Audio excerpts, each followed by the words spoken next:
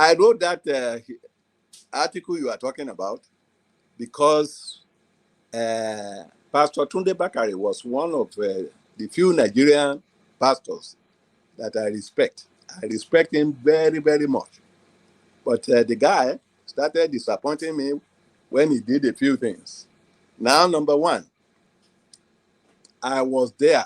I watched the program when he announced to his congregation, telling them that, well, number one, he goes to that congregation to be talking politics all the time. I disagree with that. A church is a church, and there's a separation of power.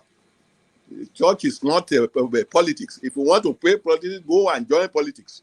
But he has turned his congregation of later saints, and he called them later saints. But they're not talking about religion there. Most of the time, the guy is talking about politics. He's talking about the state of the nation. What does the state of the nation have to do in a church?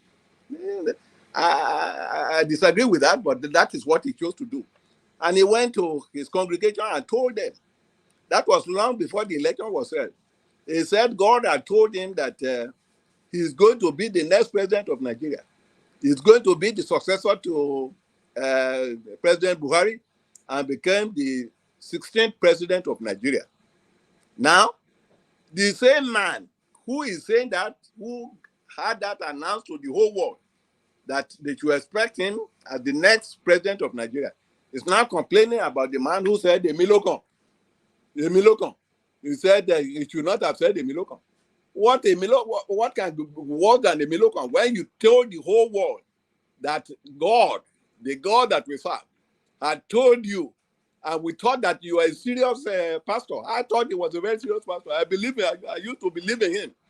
And you are telling me that, well, God has told you, and I was expecting that to play out at the convention in Abuja. The primary convention in Abuja of the APC. The man did not get one single vote.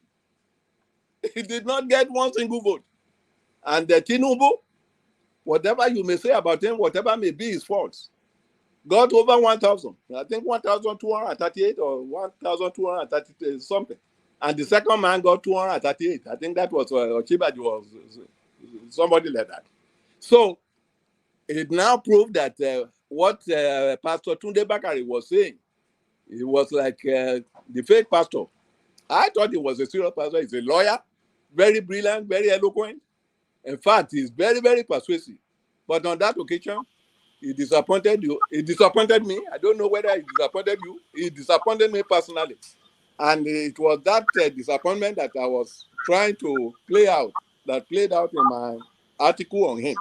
What I was saying was that, and I made the point that you just mentioned, that why is it the Yoruba men are the greatest enemy of the Yorubas? Why? We have, Nigeria is resting on three tripods: the Yoruba, the Igbos, and the Hausa Fulani.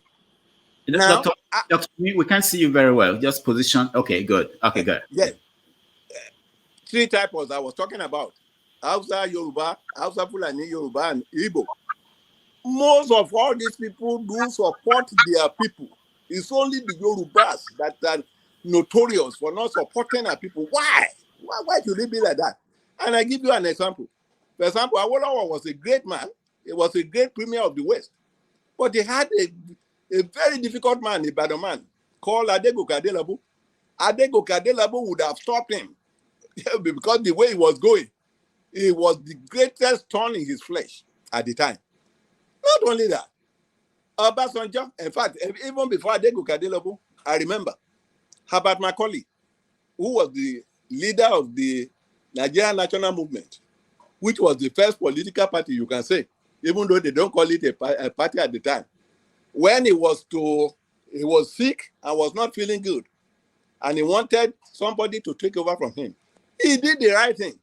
He looked at all Nigerians who could take over his position, and he found the best person at that time to be Nnamdi Azikiwe, who was not even in Nigeria. He was in Ghana.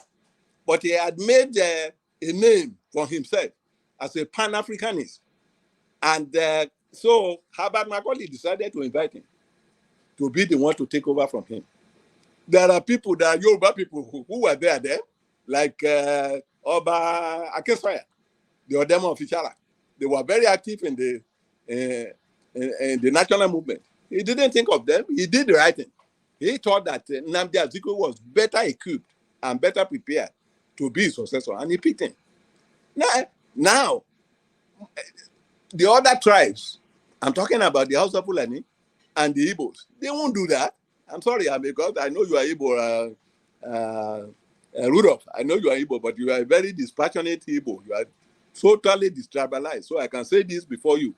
Now, only Yoruba people are known to do that all the time. So I talk about Herbert Macaulay, I talk about Adegoke Adelabu, and I talk about Obasanjo.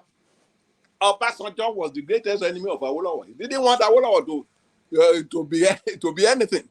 He made sure that Awolowo did not become president. In fact, he told the nation that the best man doesn't have to win.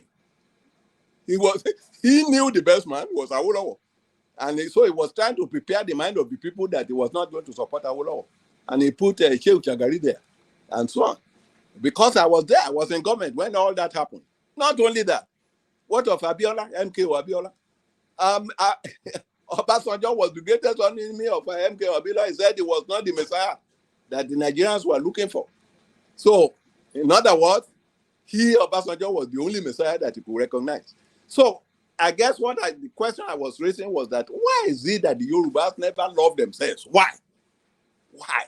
And then came Pastor Tunde Bakare. He wanted to be more Roman Catholic than the Pope. Now saying that, in fact, he was saying things that could even invite the military to come and strike in Nigeria. I think that was not fair.